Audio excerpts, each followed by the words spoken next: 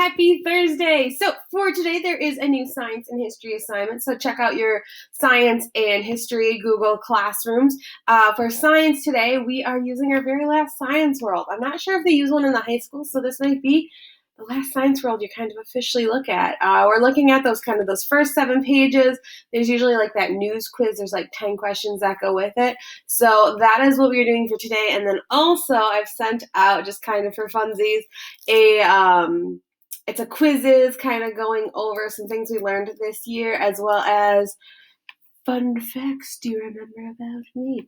It's kind of just for fun. Usually on the very, very last day of school, I send out we play a game of Jeopardy. So can't quite do that this year, but we can kind of do something very similar. So that's what that is.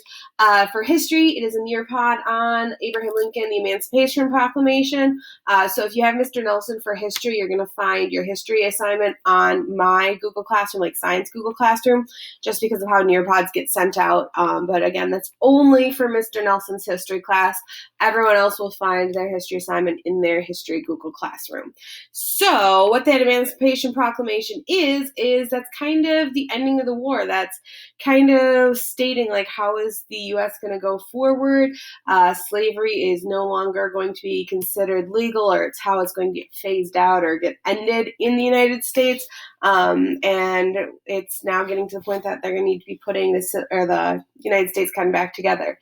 Next year in high school, what you'll be picking up with is, so the first half of our history textbook this year is what we use in 8th grade, and like the second half is what you use in 9th grade or in high school. So you'll be picking up where the Civil War ended, and then Reconstruction of the United States and how the United States proceeded forward from there. So that is where we are kind of ending. We are getting close to the end of the year. I sound like a broken record, I'm sure, at this point. Like, please make sure you keep doing your assignments. That sounds super cheesy, but still, seriously, please keep up. Please do those things. You can do great things. We got just a little bit of class left. So keep up with those things. You guys are doing some really great work. Just make sure you keep up with that. And then for today, as I'm telling you, I tried to have like a Father's Day craft idea that you don't necessarily need to have tons of stuff at home to do. Most of them you can do like maybe with just paper, if you've got white paper and you can color the paper, something like that. So I've got actually 2 for today because I couldn't pick between them, and I don't want to forget one for tomorrow. So again, if you have a father in your life, Father's Day isn't until like mid-June, but we won't have school then. But if you have a father in your life, this might be useful. If you have a father figure, maybe it's not your actual father, you can make this for them. If you have an adult in your life that you want to just get them a nice little thank you, a little something like that, you could. Or if this doesn't really apply to you, well, have a great day, and I will see you tomorrow. But if you did want one of the ideas, there's 2 that are kind of adorable. Now, be careful if you're going to be cutting a picture. Make sure it's a picture that's okay to be cut up. But you can make a little rocket ship and say, I love you to the moon and back.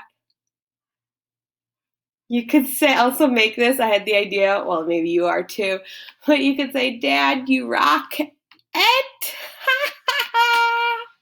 Okay, that was a very fake laugh, but it would be very punderful. And the other one is also, this one's a bit of a pun, but it's so cute. Fishing you a happy Father's Day, and look how adorable that is. I mean, you could just outline your hand on a piece of paper to make that work, so you don't even need anything else or any other pictures or anything like that. If you have a googly eye, you could use it. If you don't, you could just draw an eye on your fish. And I know it's something, I think I said it during Mother's Day too, is that it's always adorable. Like, parents really like getting things that have your handprint as you get older, just because your hands grow as you get older. Now, girls, unfortunately or fortunately, stop growing usually in 8th grade, but guys, you likely are going to keep growing. And if you have younger siblings you did do this with, well, they're definitely going to. So it's just kind of a cute little thing. So those are the 2 ideas for today. Head on over to Science and History to finish those assignments for today. Otherwise, have a great day, guys. Bye.